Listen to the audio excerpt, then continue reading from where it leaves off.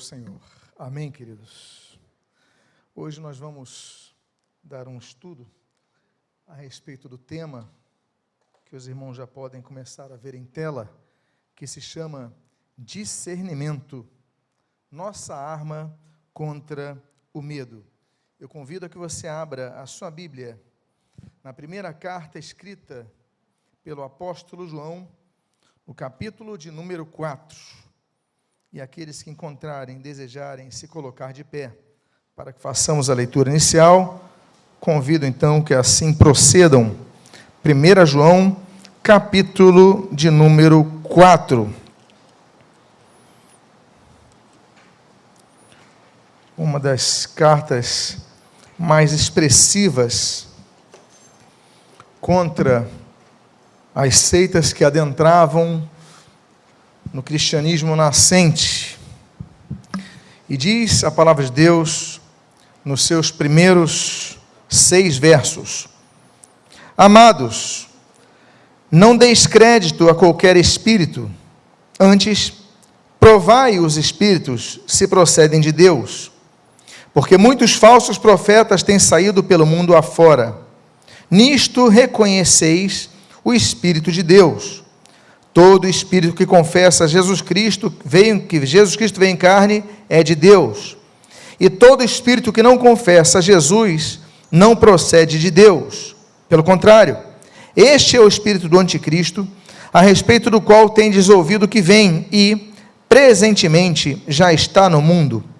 Filhinhos, vós sois de Deus e tendes vencido os falsos profetas, porque maior é aquele que está em vós do que aquele que está no mundo. Eles procedem do mundo. Por essa razão, falam da parte do mundo e o mundo os ouve. Nós somos de Deus. Aquele que conhece a Deus nos ouve. Aquele que não é da parte de Deus não nos ouve. E nisto reconhecemos o espírito da verdade e o espírito do erro. Oremos. Pai amado, Deus bendito, lemos a Tua santa e preciosa palavra e pedimos, Deus, fala conosco nesta manhã. Fortalece a nossa vida, edifica a nossa fé, dê-nos discernimento, Pai. E o que nós pedimos, nós fazemos agradecidos sobre o sacrossanto nome de Jesus, a quem amamos, sobre quem pregamos e a quem aguardamos. É em nome dele que a Ti oramos. Amém. E amém. Os irmãos podem, por favor, tomar os seus assentos. Esse texto, esses primeiros versículos deste capítulo 4, eles trazem à lume um problema da igreja nascente, que era a entrada de falsos ensinamentos, heresias perniciosas, novas estruturas que iam contra o que o Senhor Jesus ensinara.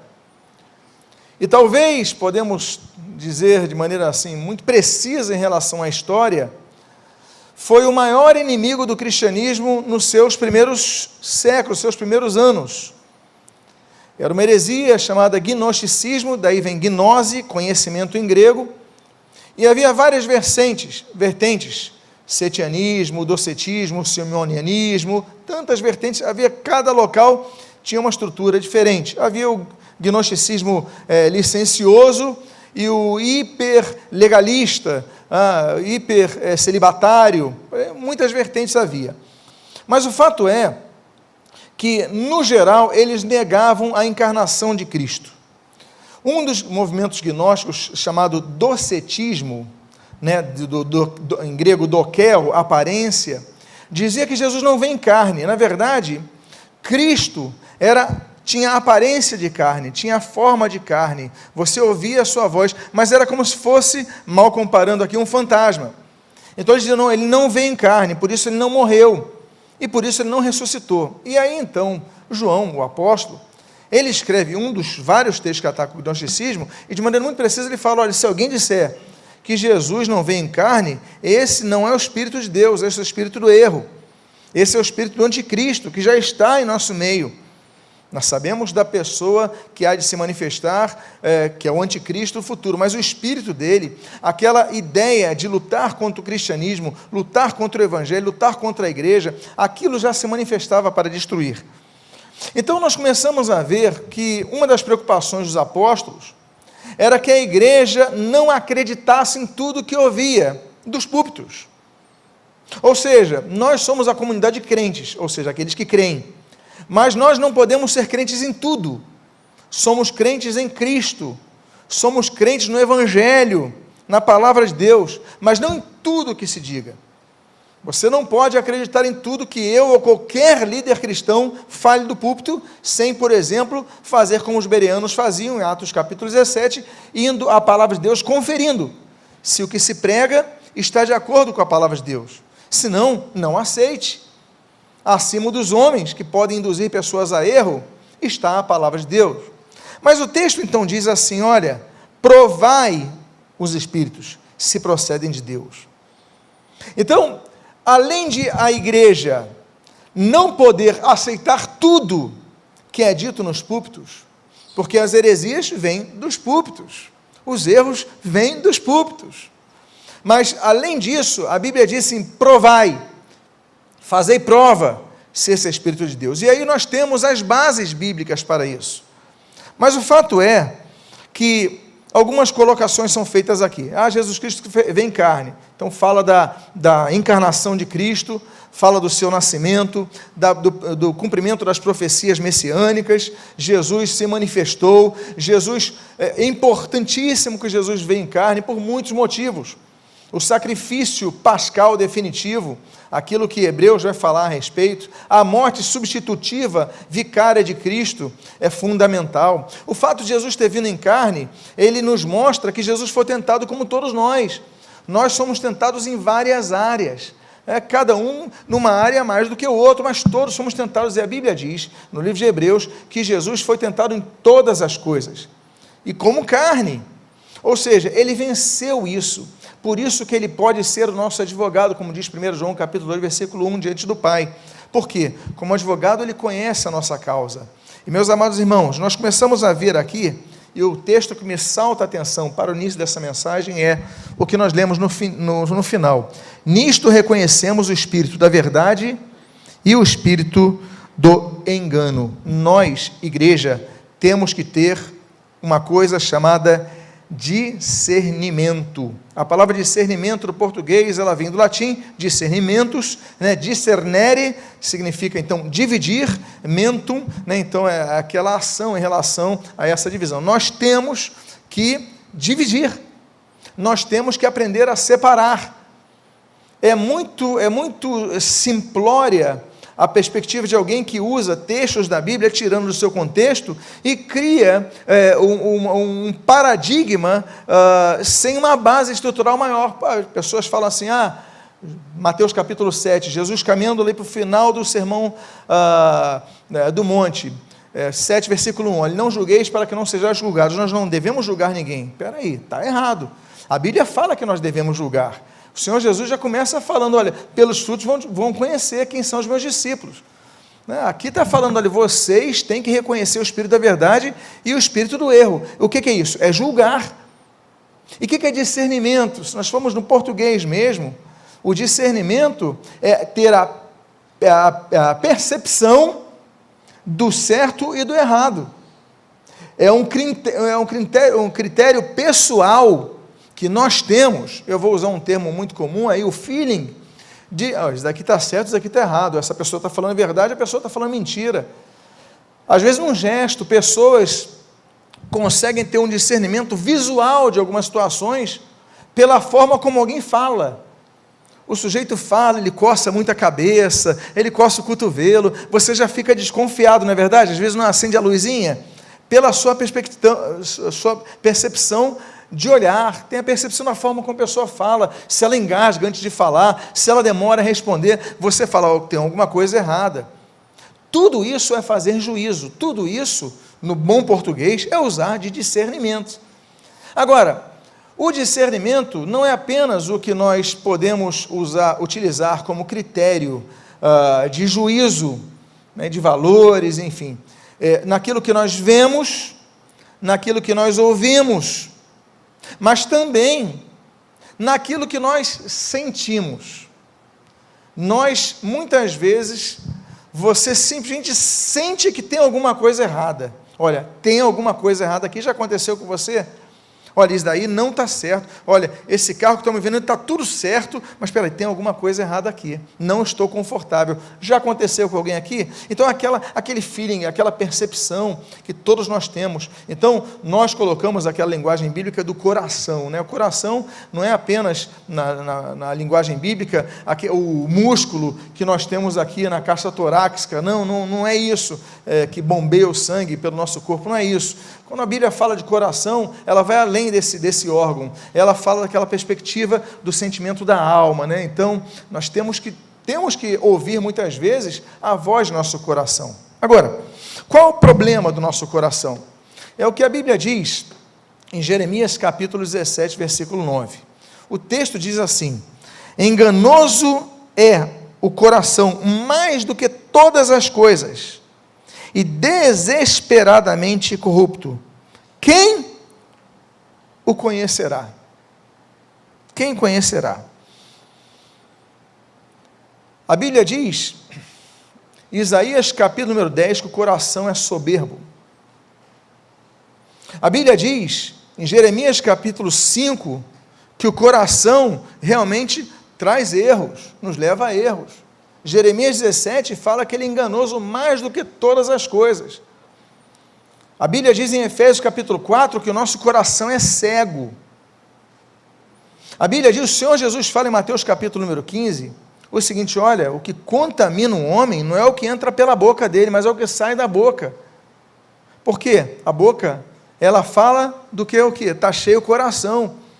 Se você solta alguma coisa, na verdade, não é a corda vocal, ela só está traduzindo o sentimento já existente e latente na sua alma. Então o problema é que, ainda que nós devamos ouvir a voz do nosso coração, mas nós devemos usar de discernimento, para ver se o nosso coração não nos está enganando. Quantas decisões erradas nós já tomamos por confiarmos em nosso coração? Quantas perspectivas nós abraçamos e depois nos arrependemos porque confiamos de coração numa pessoa e depois essa pessoa falhou com a gente.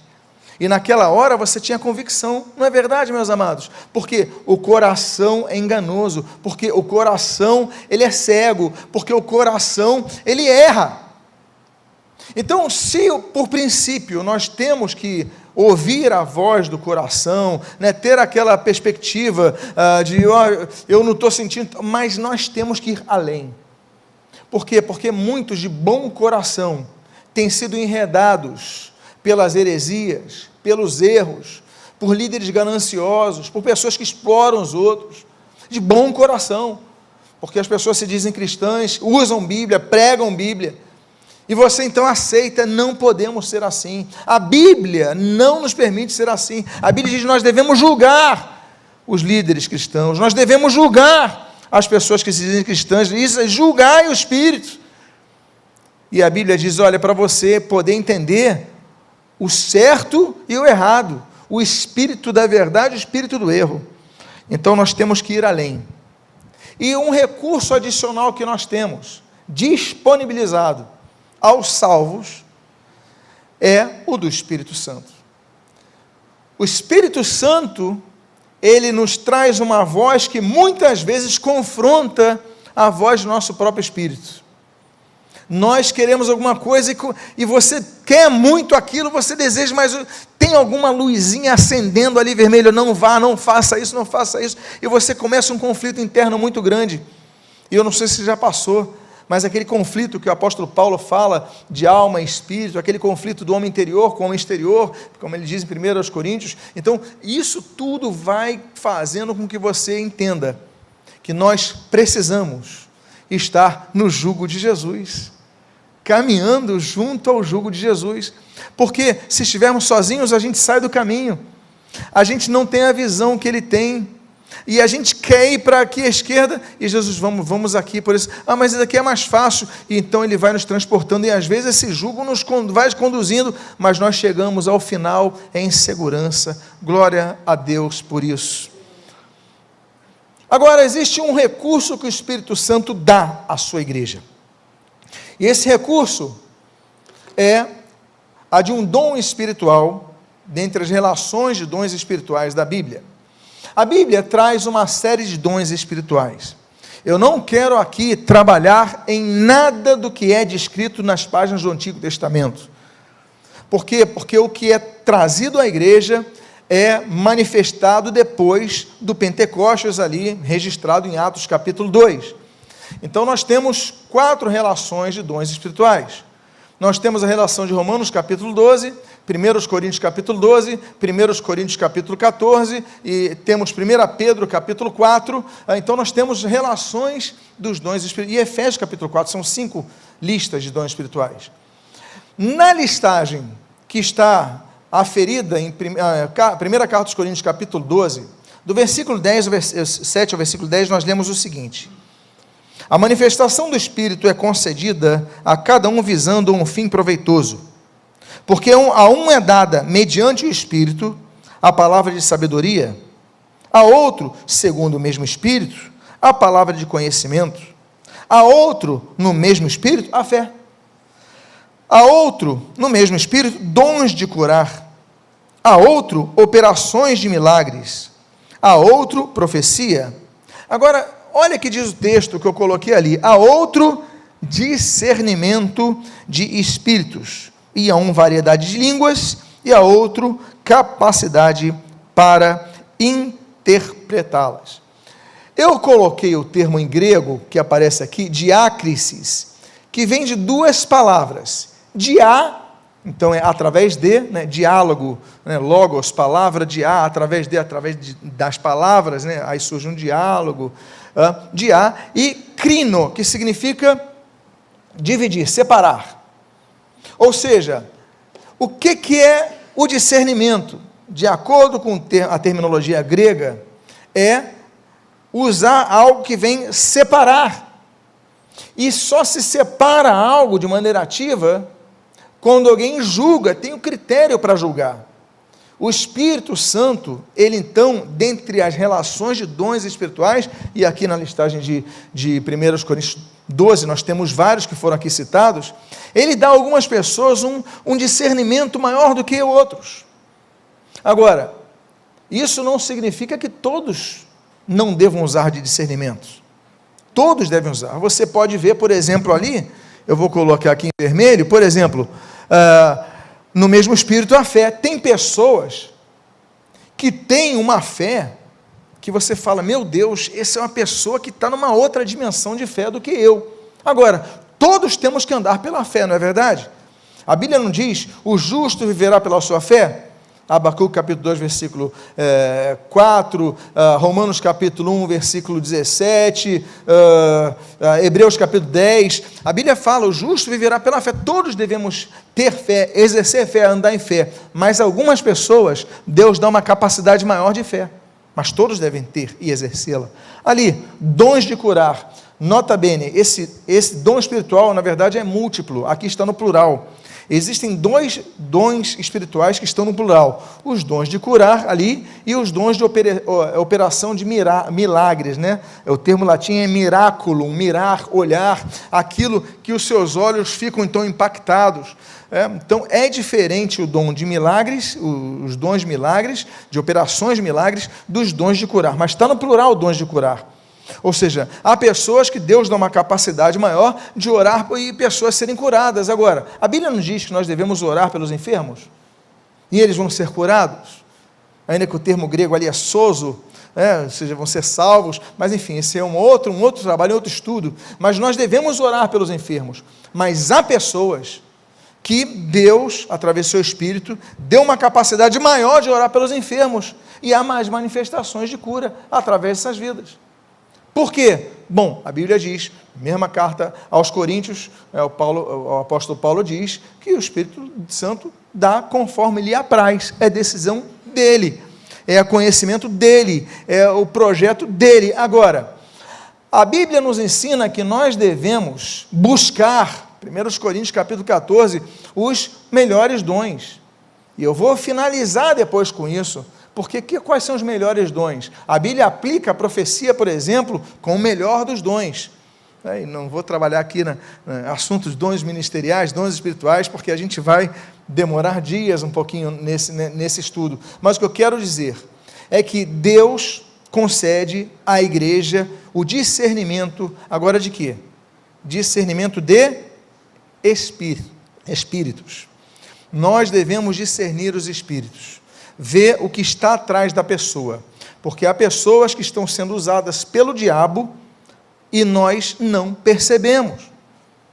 Você começa a conviver com uma pessoa, você começa a perder a fé na Bíblia, na palavra de Deus, você começa a descrer das coisas, você começa a duvidar e tal, e você não percebe porque essa pessoa é simpática, é agradável, e você não percebe porque você não usa do seu discernimento, os seus olhos estão tampados, você cai no conto da agradabilidade, você vê que a fruta é agradável aos teus olhos e pega a fruta, quando Deus diz não pega.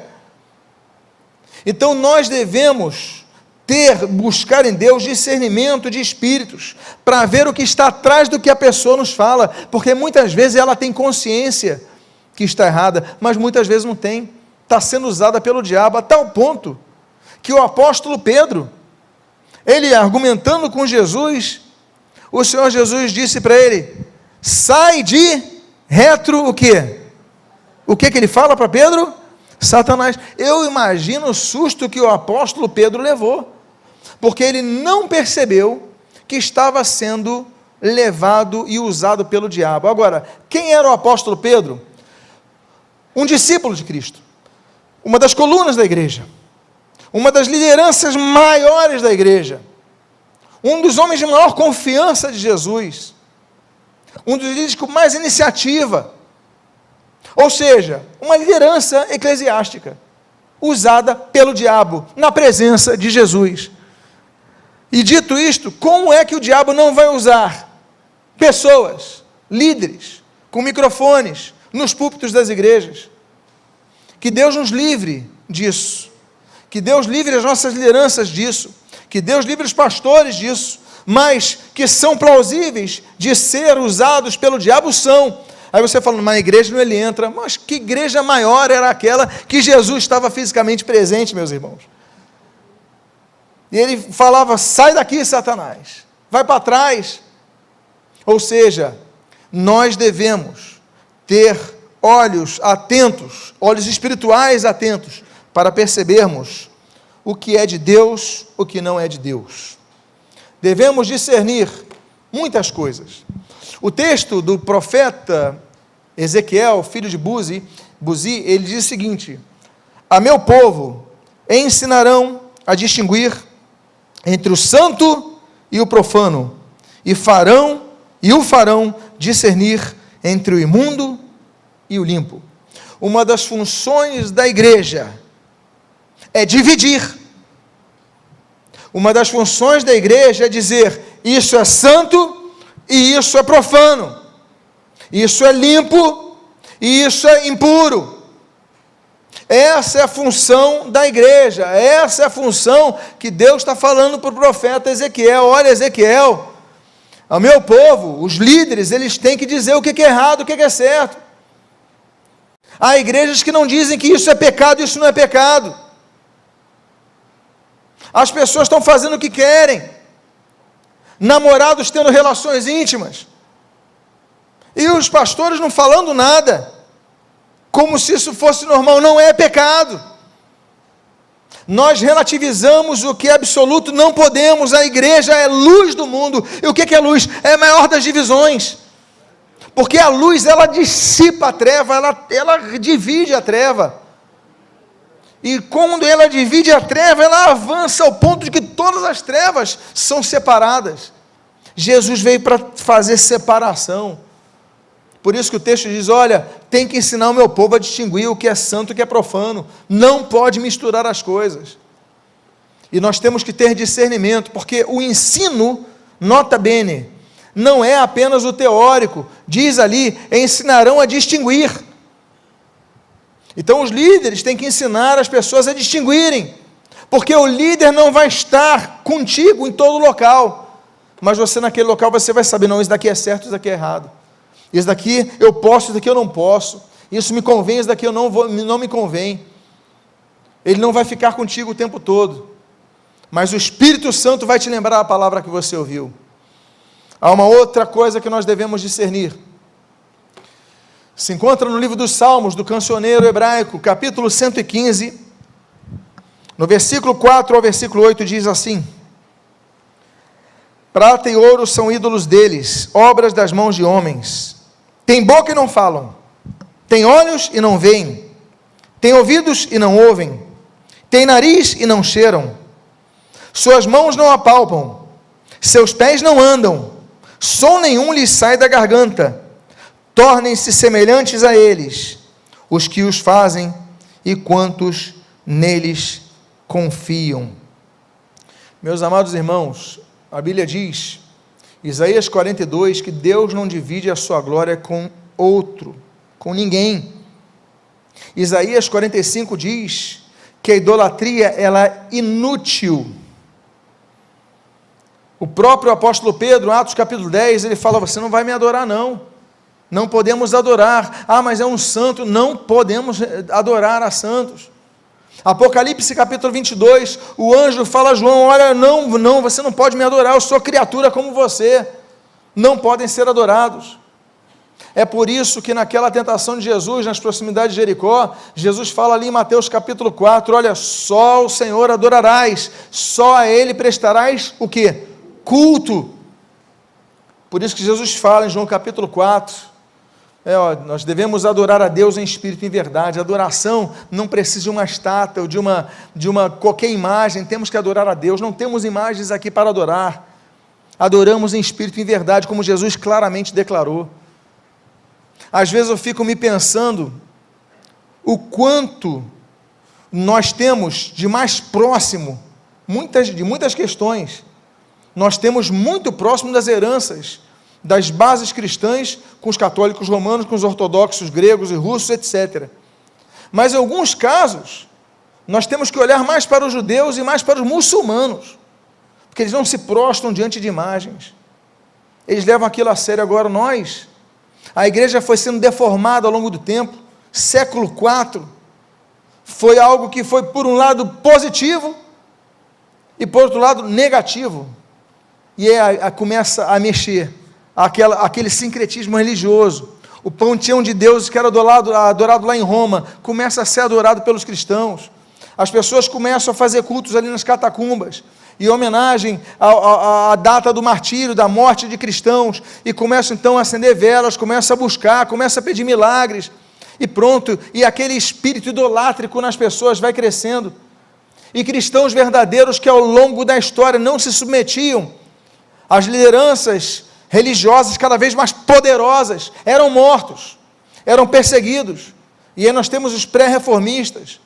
os pré-reformadores da igreja sendo mortos, martirizados, pelo poder da igreja militar, a igreja assassina, a igreja papal, e começa então aquelas idolatrias e templos, e as pessoas adorando as imagens. Aí depois nós temos uma primeira divisão ali no século XII, aí vão lá, a igreja oriental separa, vão os ortodoxos, aí eles falam, não, os católicos romanos, eles adoram as imagens, a Bíblia proíbe adorar imagens. Aí o que os ortodoxos fazem? Eles começam a pintar quadros, aí eles se prostram diante das gravuras de santos, eles falam, não, a gente não está se prostrando diante de imagens como os católicos romanos, a gente está se prostrando diante de imagens, mas são pintadas.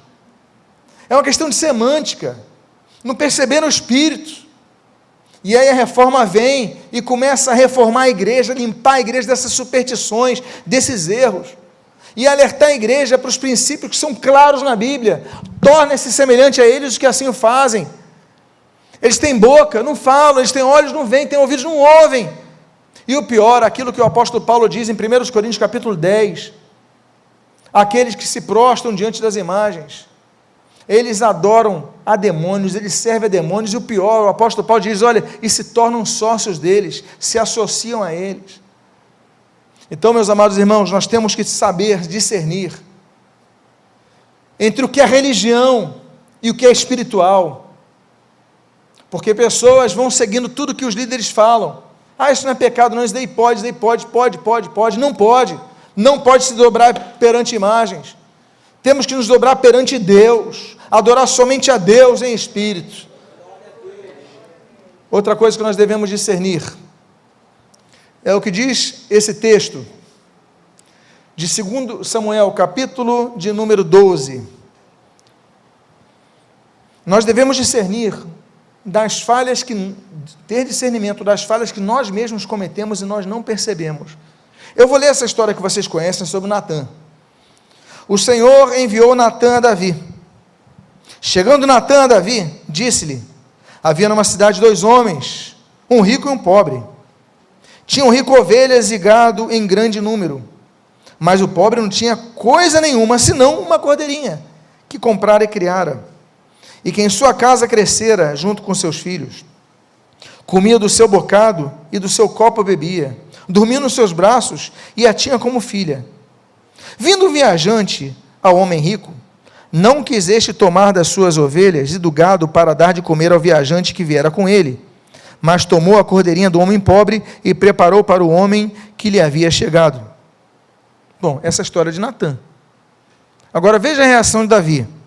Então, o furor de Davi se acendeu sobremaneira contra aquele homem e disse a Natã: tão certo como vive o Senhor, o homem que fez isso deve ser morto, e pela cordeirinha restituirá 4 vezes, porque fez tal coisa e porque não se compadeceu.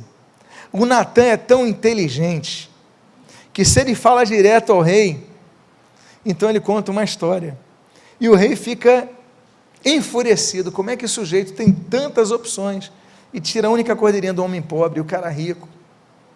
Aí depois Natã vai falar para ele: então, tu és esse homem, que roubou a cordeirinha do outro. E aí, Natã percebe. Nós não percebemos os nossos erros, nós temos que pedir discernimento. Deus, dá-me discernimento dos erros que eu tenho cometido. A Bíblia diz no livro de Salmos, capítulo 19, versículo 12, quem há que possa discernir, olha o termo discernimento, as próprias faltas? Absolve-me das que me são ocultas. Que salmo lindo, que confissão linda é essa? O salmista, ele fala: Deus, olha, tem coisa que eu não consigo discernir se eu errei ou não. Eu fiz pensando que fiz bem, que não tinha problema nenhum, e fiz coisa errada. Então, Deus, me perdoa, me absolve das faltas que eu cometi. Talvez um dos versículos mais lindos de confissão, não é verdade? É confissão por uma falta que você não percebeu, mas que você errou, e ele pedindo a Deus absolvição. É muito difícil nós reconhecermos, por isso temos que estar sensíveis à voz do Espírito Santo, para que o Espírito Santo fale ao nosso coração, ou através de outro, como foi com Natã. Deus, ele com certeza mostrou a Davi, em vários contextos, você conhece a história, porque o adultério de Davi não foi algo rápido, foi algo sendo montado. Ele olhou, ele desejou, ele convidou para o palácio, ele procurou demonstrar o seu poder para aquela mulher e tal, aí convida de novo, aí chega: mas o marido dela do meu exército, já sei, eu vou mandar ele para o campo de batalha no meio da guerra. Aí ele manda o marido dela para o meio da batalha e fala para o comandante: coloca ele na linha de frente, ou seja, para que ele morra logo. Foi tudo engendrado, cuidadosamente montado, demorou dias, semanas, até que morreu. Morreu, então nós podemos casar. Ou seja, Davi foi muito, me perdoa a expressão, mas um mau caratismo de nível maior, mau caráter, o Davi, mau caráter. Como é que ele não percebeu que estava errado? Aí Deus então envia outra pessoa para falar com ele, que é o Natã. Às vezes você não quer enxergar o teu erro, aí você é obrigado a ouvir uma pregação, uma canção, um recado, um susto, aí você fala: meu Deus, agora sim, Deus, eu falhei, me perdoa. Por isso que o Senhor Jesus, ele fala naquele final do Sermão do Monte, Mateus capítulo 7, versículo 3, porque vês tu o argueiro no olho do teu irmão, de teu irmão, porém não reparas na trave que está no teu próprio olho. Devemos julgar, e esse é o contexto do versículo 1. Esse é o contexto. A questão não é nós não julgarmos o outro, que como nós temos lido, aprendido e visto aqui, nós devemos julgar sim pelos frutos, devemos discernir o certo e o errado, devemos combater o erro, e isso é estabelecer juízo. Mas o contexto do que Jesus fala no versículo 1, nós lemos no versículo 3. Como é que você vai julgar o outro, que ele tem um cisco, né, que ele tenha... que tem um argueiro é uma palhinha que você está lá coisa do campo, né? Aquela palhinha vem no teu olho. Se você tem uma trave, um travessão no teu olho, então tira a trave, porque tirando você vai ter, e eu vou usar um termo muito comum no português, você vai ter moral para então julgar ele, então você pode julgar. Então o contexto é esse, não se fala do versículo 1 sem mencionar o 3. Olha, você vai julgar, mas espera aí, anda correto. Não é aquele pai que chega para o filho e fala: filho, eu não quero que você beba, e ele bebe, fica bebendo, fica se embebedando, você não pode fumar, e o pai fuma. Não, olha, você tem que ir na igreja, e ele não vai na igreja. Qual é a moral que ele tem? Qual é a moral que ele tem? Aí se aplica esse conceito. Outra coisa que nós devemos discernir é para não seguirmos a maioria, sem avaliar se ela está indo para um caminho errado. O texto de Êxodo, capítulo 23, no versículo 2, diz assim: não seguirás a multidão para fazeres o mal, nem deporás numa demanda, inclinando-te para a maioria para torcer o direito. Há muitas manifestações que suas causas são justas e nobres. Manifestações pacíficas mudaram o mundo. Mahatma Gandhi na Índia foi um exemplo para a humanidade de manifestação. As manifestações do pastor Martin Luther King eram exemplos de manifestações pacíficas, aliás, baseadas em Gandhi. Exemplos. Agora, existem manifestações que as suas causas são nobres e que são manipuladas por grupos políticos. São manipuladas e as pessoas começam, então, a partir para uma violência, a partir para a depredação, a partir para... perde-se o controle, então perde-se o sentido. E o texto diz: olha, você não vai seguir a maioria para fazeres o mal. Segue a maioria se estiver fazendo bem, é o que mais ou menos está dizendo isso. Agora, se for para fazer o mal, não é porque a maioria você vai seguir, não é porque todo mundo está falando que não tem problema que você vai falar, não é porque as TVs dizem: olha, não tem problema nenhum nisso, isso não é pecado, que você vai dizer: então não é, porque a maioria diz não seguirás a maioria para fazeres o mal. Não vai te inclinar por causa disso. Nós não seguimos a maioria, nós seguimos o certo. Jesus não era a maioria, Jesus era a minoria. Os discípulos de Jesus eram minoria, e nesse mundo nós somos minoria. A igreja é atacada a todo momento, os salvos são perseguidos a todo momento, somos ridicularizados, somos motivo de chacota, fazem-nos querer-nos, sentir-nos pessoas despreparadas, mas nós temos nossas convicções, não vamos seguir a maioria se estiverem fazendo mal, não vamos. Outra coisa que nós devemos ter cuidado, é em 2 Coríntios capítulo 11, versículo 2, nós devemos ter o discernimento entre o zelo e o fanatismo. 2 Coríntios 11, 2 diz assim: porque bem reconheço a vossa presteza, da qual me glorio junto aos macedônios, dizendo que a Acaia está preparada desde o ano passado, e o vosso zelo tem estimulado a muitíssimos. Zelo é uma característica que traduz o cuidado, um cuidado muito diligente com uma pessoa que você ama, você tem zelo, ou por um objeto que você ama, você é zeloso por um carro, pelo seu celular, pela sua casa, você é zeloso pelo seu jardim, você é zeloso pela sua, enfim, ter zelo é essa demonstração. O problema não é o zelo. O problema é quando nós não dominamos o zelo, e o zelo se torna fanatismo. Aí se torna problema. Zelo, Deus é zeloso. Existem 3 lugares na Bíblia que nós temos o zelo divino. Temos o zelo por Israel, o zelo por Jerusalém e o zelo pelo templo de Jerusalém. 3 locais físicos que a Bíblia diz que há zelo. Isaías 59 diz que Deus zela por Israel. Zacarias capítulo 1 diz que Deus zela por Jerusalém. E João capítulo 2 diz que Jesus zelava pelo templo. 3 lugares. A Bíblia diz que o apóstolo Paulo, ele zelava pela igreja. Nós devemos ser zelosos. Nós devemos ser zelosos, por exemplo, Salmo 119, pela palavra de Deus. Nós devemos ser zelosos, como diz, por exemplo, 1 Coríntios capítulo 12, pelos dons espirituais. E nós devemos ser zelosos, Gálatas capítulo 5, pela igreja, 4 e 5, pela igreja, pela família de Deus. Nós devemos ter zelo. Agora, se nós ultrapassarmos o zelo, aquele ciúmezinho leve, você pode tornar isso uma doença, como aquela pessoa hiperciumenta que tira totalmente a liberdade da outra, que faz com que o amor acabe. Existe só instituição de posse. Existem casamentos que não há amor, há ciúme, mas não há amor. Por isso que o apóstolo Paulo fala em 1 Coríntios capítulo 13, que o amor não arde em ciúmes. Um pouco é bom, mas acima do pouco é nocivo, é que nem sal.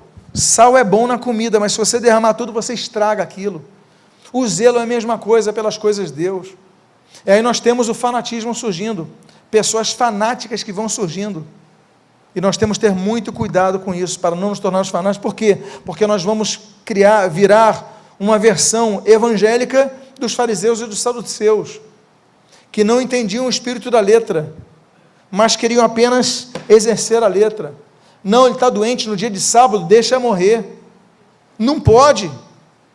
Nós chegaremos aos extremos. Os irmãos que foram a Israel, estiveram lá em Qumran, e puderam aprender um pouco ali daqueles movimentos que saíram da cidade para morar no deserto, como os essênios.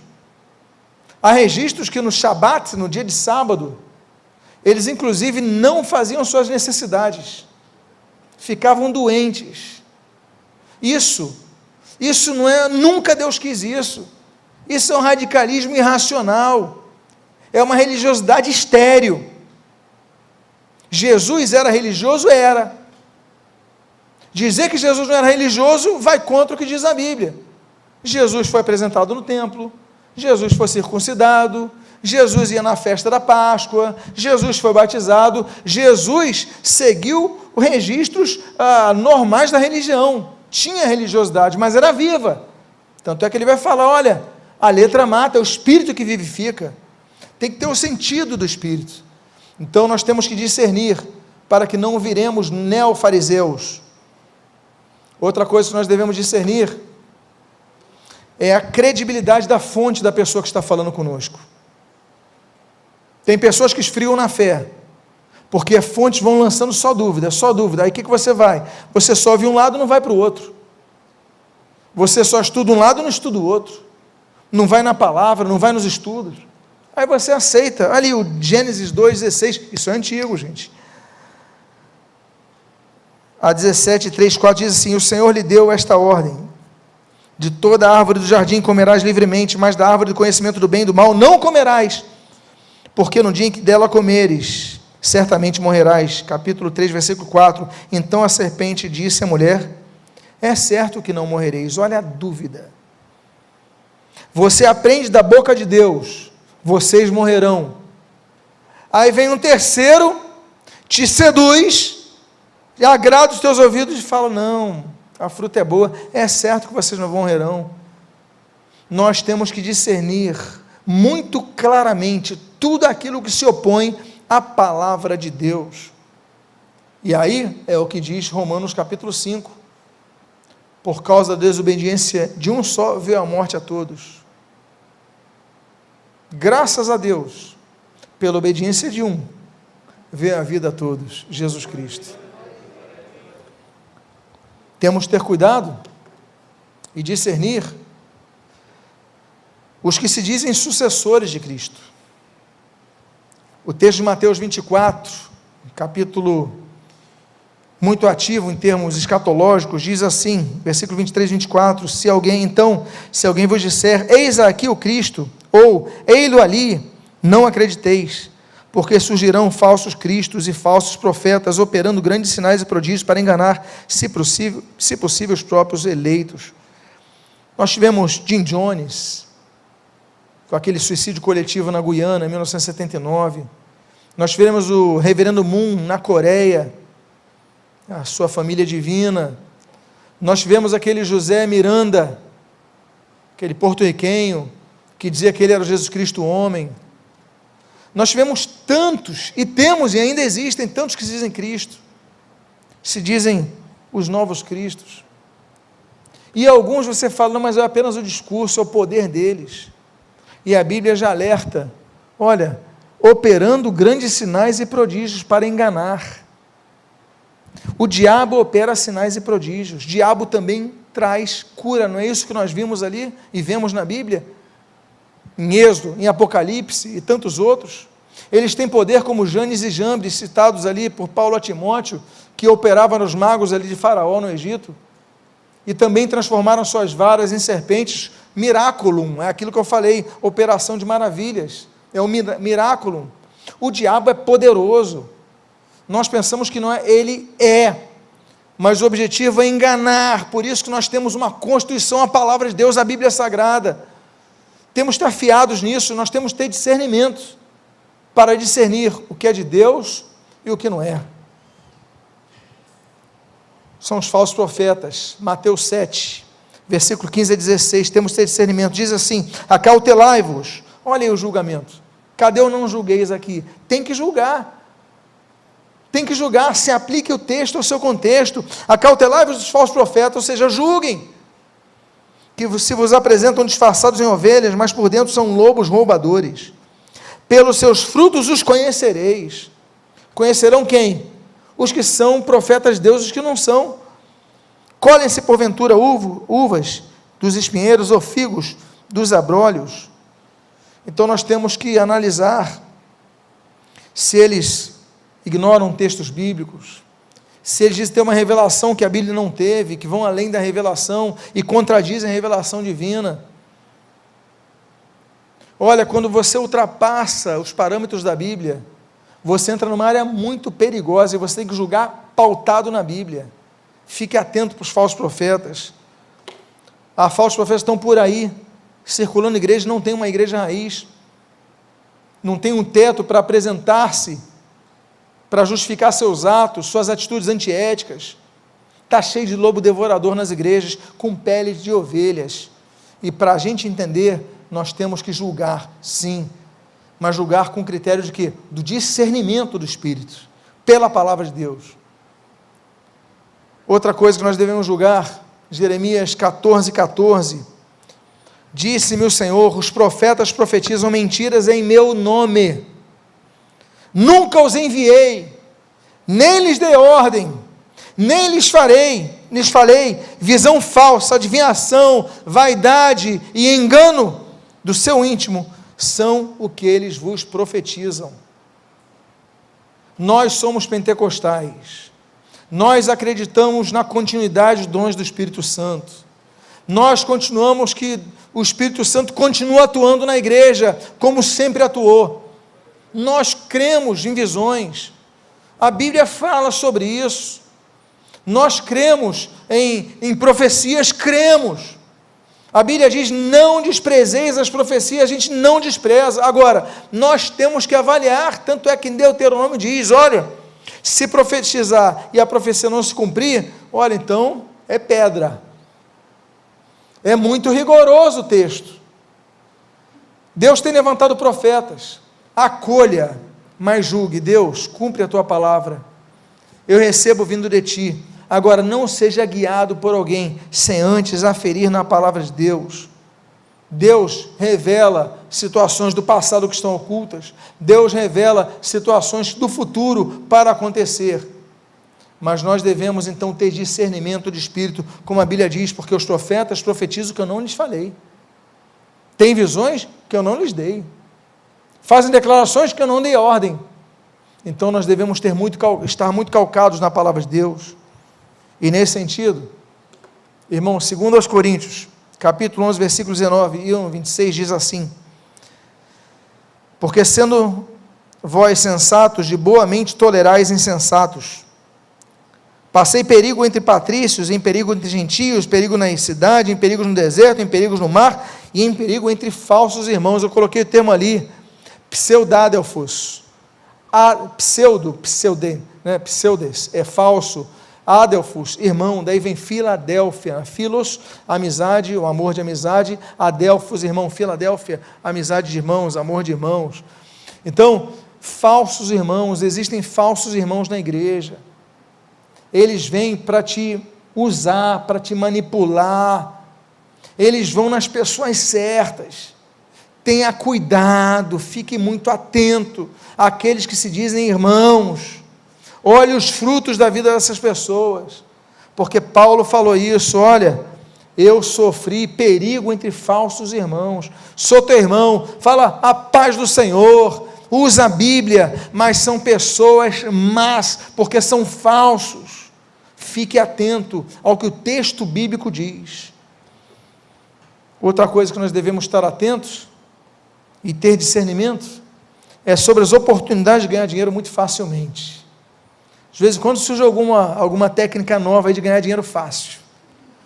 A Bíblia diz em Provérbios 21, no versículo 5 ao 6, os planos do diligente tendem à abundância, mas a pressa excessiva à pobreza. Trabalhar por adquirir tesouros com língua falsa é vaidade e laço mortal. Tem pessoas que querem ganhar dinheiro enganando os outros. Não, entra aqui, entra acolá. E por que eu falo isso na igreja? Porque isso adentra a igreja. Não, me ajuda aqui, me empresta aqui, me cede aqui, me não sei o quê, e se dizem irmãos. Aí você perde o que você tem, o que você construiu com o teu suor, com a tua inteligência, porque acreditou nos outros. Tenha discernimento, meu irmão. Tenha discernimento no uso do teu dinheiro, no uso dos teus recursos. Tenha discernimento, entenda, saiba, que você tem que administrar isso, e não tem uma riqueza fácil, você investe aqui, então, cuidado, o texto é claro, a pressa excessiva vai levar à pobreza. Quando você cai me permito a expressão, a lábia daquela pessoa que sabe manipular as palavras, e sabe entender ali o momento do coração, e você vai de coração aberto. Por quê? Porque está na igreja. Fique muito atento a isso. E sobre fake news, devemos ter discernimento com fake news, porque tem irmãozinhos da igreja, que eu vou te dizer, misericórdia, são os maiores propagadores de fake news. A Bíblia fala sobre isso, fala de maneira clara. Êxodo 23, versículo 1, não espalharás notícias falsas, nem darás mão ao ímpio para ser testemunha maldosa. Repita comigo só a primeira frase: não espalharás notícias falsas. Vamos repetir a frase toda? Vamos lá. Não espalharás notícias falsas. Você espalha de uma fonte que você não conhece. Aí você serve como canal de enganar pessoas. Isso é fake news. E se preparem, que estamos entrando em época de eleições. E você vai repassando tudo. Isso é pecado. A Bíblia diz e ordena. E olha que não havia WhatsApp na época de Moisés, quando Deus falou para ele. E imagine se houvesse. Então ele fala a Moisés: a minha palavra é para sempre. Então vai para aquela geração do século 21. Não espalharás notícias falsas. Discirna. Quando você receber uma notícia, antes de repassar outro, discirna a fonte. E aí, nesse cuidado, um outro discernimento que nós devemos ter é o de Efésios 4,14.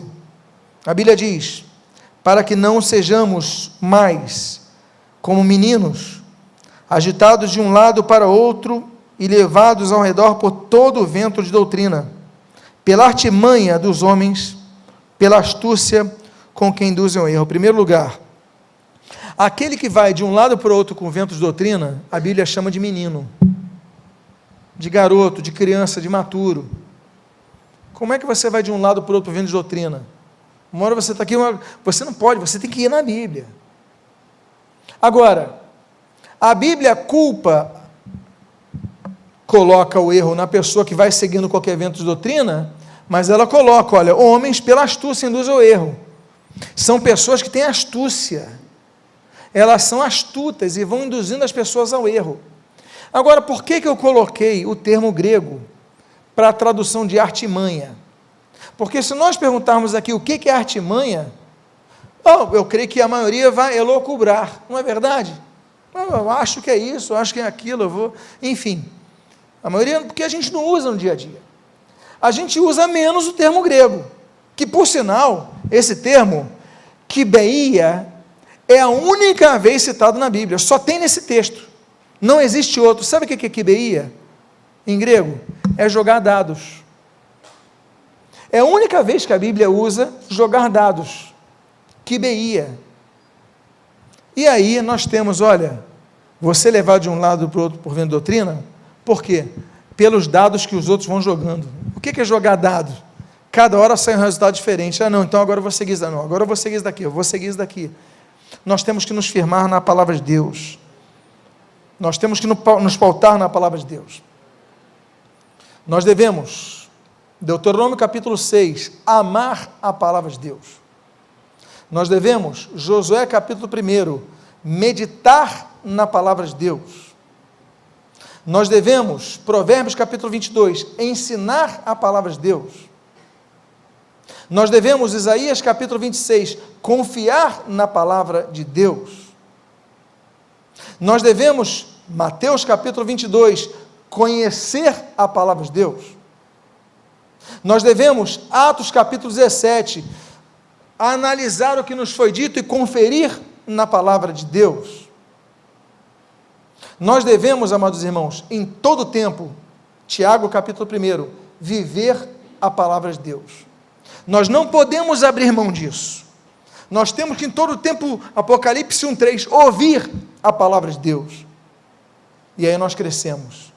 Então, cuidado, tenha discernimento, para a liderança fala uma coisa, muda, agora é assim, agora é assado, não. Firma-te na palavra de Deus, no equilíbrio da palavra de Deus. E eu vou concluir. A Bíblia diz em 1 Coríntios capítulo 2, versículo 14, um texto muito importante sobre discernimento. A Bíblia diz: ora, o homem natural não aceita as coisas do Espírito de Deus, porque eles são loucura, e não pode entendê-las. Por quê? Aí a Bíblia diz, porque elas se discernem o quê? Espiritualmente. Existem 3 tipos de homens, 3 tipos de pessoas, conforme o apóstolo Paulo descreve. Esse texto fala de 2. 1 Coríntios capítulo 2, fala do homem natural e fala do homem espiritual. 1 Coríntios capítulo 3, versículo 1, fala do homem carnal. São 3 tipos. Eu, você, cada um de nós se enquadra num desses 3 perfis, melhor colocando assim. O homem carnal é aquele que é conduzido pela sua carne, pelo seu desejo, pelo seu instinto. Ele faz o que quer, ele não se regra. Ele quer fazer, faz. Ainda que esteja aos domingos na igreja, ainda que esteja integrado nos ministérios, ele é o homem carnal. Por quê? Porque ele dá vazão à sua vontade, e não está nem se preocupando se é pecado ou se não é, porque o que importa ele é satisfazer-se. Esse é o homem carnal. Existe um outro tipo de homem, que é o homem natural. Esse homem natural, ele está na igreja, ele entende que é pecado, Ele então faz as coisas certas. Então ele se regra, ele procura se dominar, faz tudo certinho. Tudo certinho. É salvo. Nosso irmão na fé. Só tem um problema. Ele não consegue perceber o mundo espiritual ao redor dele. Ele não consegue discernir as coisas espirituais. Ele aceita pela fé. Ele aceita porque a palavra de Deus foi pregada, foi calcada nos escritos bíblicos. Então ele crê, ele aceita, ele se baseia naquilo e como justo ele vive pela fé. Ele vive na fé, ele vive pautado na fé. Mas ele não tem experiências profundas com Deus. Então ele é um homem natural. Mas existe uma terceira categoria de pessoas, dentre os salvos, dentre os que compõem a igreja de Cristo, que é uma categoria de pessoas que são diferentes, porque elas conseguem discernir as coisas espiritualmente. Elas conseguem perceber, opa, o que o pastor falou aí é carne, o outro acredita, esse não discerne, opa, isso daí não vem de Deus, o que a irmã está fazendo está errado. Aí todo mundo lá conversando no final do culto e tal, e um começa a fofocar, um começa a fazer uma coisa, e todo mundo ri, pessoas boas, mas tem um que está espiritual, opa, pessoal, estamos errados, espírito. Então geralmente é aquela pessoa mais, que coloca mais um freio no grupo, porque ela discerne as coisas espirituais. Nós devemos crescer espiritualmente. O crescimento espiritual deve ser uma meta, como o apóstolo Paulo fala, olha, como o autor aos Hebreus fala, como a Bíblia tanto fala. Olha, eu quero falar com vocês como espirituais, mas não como carnais, mas vocês continuam assim. Olha, vocês podiam estar comendo carne, agora vocês não estão tomando leite, pelo tempo decorrido vocês tinham que estar se alimentando mais profundamente, mas vocês permanecem, porque vocês se limitaram. Então são pessoas que não buscam uma vida mais profunda com Deus, não buscam experiências maiores com Deus, não buscam a presença manifesta de maneira mais potente na sua vida, transformadora, simplesmente vão na igreja, se dizem cristãos, mas eu quero te incentivar a você buscar mais de Deus. Ele é uma fonte inesgotável. E eu vou para o texto de Hebreus capítulo 4, versículo 12, que fala desse discernimento que Deus nos dá.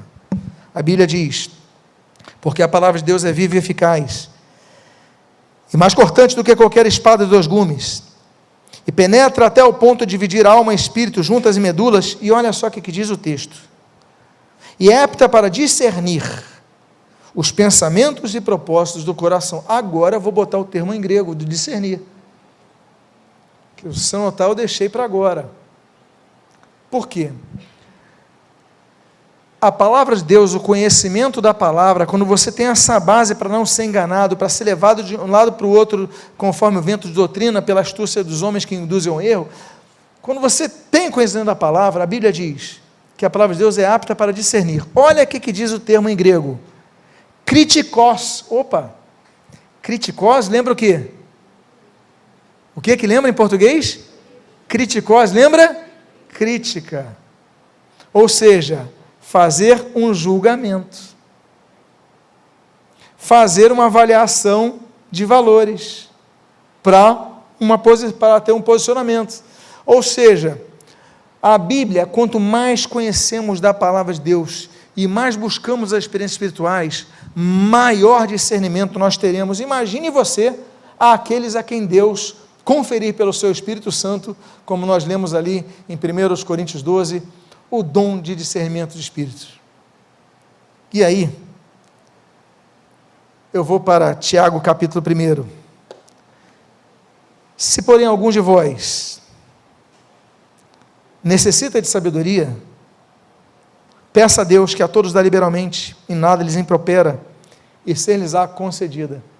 Olha, mas eu estou chegando à conclusão, eu preciso de discernimento de espíritos, eu preciso dessa sabedoria do alto para que eu consiga discernir.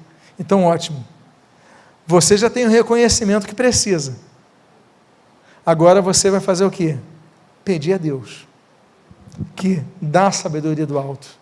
Dessa sabedoria, a noção, a percepção, o criticós, o discernimento. E eu finalizo com o último versículo dessa manhã. Voltando a 1 Coríntios capítulo 12, do versículo 29 a 31, diz: lembre-se dos dons espirituais que nós falamos. Porventura, são todos apóstolos? Ou todos profetas? São todos mestres? Ou operadores de milagres? Têm todos dons de curar? Falam todos em outras línguas? Interpretam-nas todos? Entretanto, procurai com zelo os melhores dons. Eu finalizo com esse versículo, por quê? Primeiro que ele está falando que ninguém na igreja tem todos os dons. Uns são mestres, outros são profetas, outros são apóstolos, outros têm dons de curar, outros falam em outras línguas. Deus distribui os seus dons, conforme lhe apraz.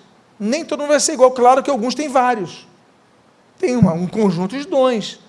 Agora, dentre os dons de discernimento do Espírito é um deles, mas eu finalizo com um termo dizendo o seguinte: procurai com zelo os melhores dons. E eu coloquei o termo grego kreisson, porque quando a gente fala melhores em português, a gente tem entendimento de superiores, não é isso? Olha, ele é melhor, ou seja, ele é superior. Não é assim que a gente, pelo menos de início, quando a gente vê melhores, então indica? Mas kreisson em grego não é apenas isto, não significa apenas isso. Kreisson em grego significa mais útil, ou seja, a Bíblia diz aqui, entretanto, procurai com zelo os dons mais úteis, mais necessários, mais, enfim, que sejam melhor aplicados ao contexto que nós temos. Então procura com zelo, procura com diligência, procura acuradamente, foca nisso, procura. Então, se é o dom mais útil para você, mais útil do que outro, talvez para alguns o discernimento dos espíritos seja mais útil do que o dom do apostolado, talvez para alguns seja mais útil o teu discernimento do espírito do que o dom de mestre. Você pode ter vários, mas falo do procurar os mais úteis, os kreisson, ou seja, que você possa procurar. Eu quero encerrar essa palavra convidando você a ficar de pé. E eu gostaria de encerrar essa palavra com uma oração, para que cada um de nós possa orar a Deus, pedindo esse dom, se é o seu desejo em tê-lo. Por quê? Porque Deus dá, conforme lhe apraz. Quantos aqui gostariam de receber esse dom, de ter o maior discernimento de espíritos? Vamos orar, coloque a mão no seu coração. Pai amado, derrama a cada um de nós, concede-nos os teus dons espirituais, e de maneira especial, Senhor, conforme o estudo desta manhã, dá-nos discernimento de espíritos, para que possamos distinguir entre o certo e o errado, entre o espírito da verdade e o espírito do erro, que nós possamos perceber o erro de longe, Pai, e ainda que a maioria não perceba, o Teu Espírito claramente fale aos nossos corações. Eu peço, Pai, derrama discernimento de Espírito a cada um de nós. Senhor, precisamos desse discernimento. Sabemos, Pai, que temos cada vez mais esse discernimento quando lemos mais a Tua Palavra, quanto mais buscamos a Ti, quanto mais temos experiências contigo. Senhor, nós lemos esses textos, mas, Pai, que nós possamos, Senhor, ter um critério, Senhor, em discernir o certo do errado, para que não sejamos levados de um lado para o outro, para que não sejamos enganados. Pai amado, abençoa as nossas vidas, fortalece a nossa fé, e derrama sobre nós, Pai, neste momento, Senhor, este dom de discernimento de espíritos.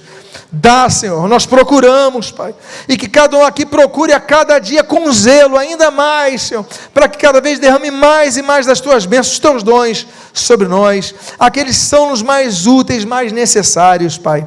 Abençoa-nos, e o que nós pedimos, nós o agradecemos em nome de Jesus. Amém e amém. Glorificado seja o nome do Senhor Jesus.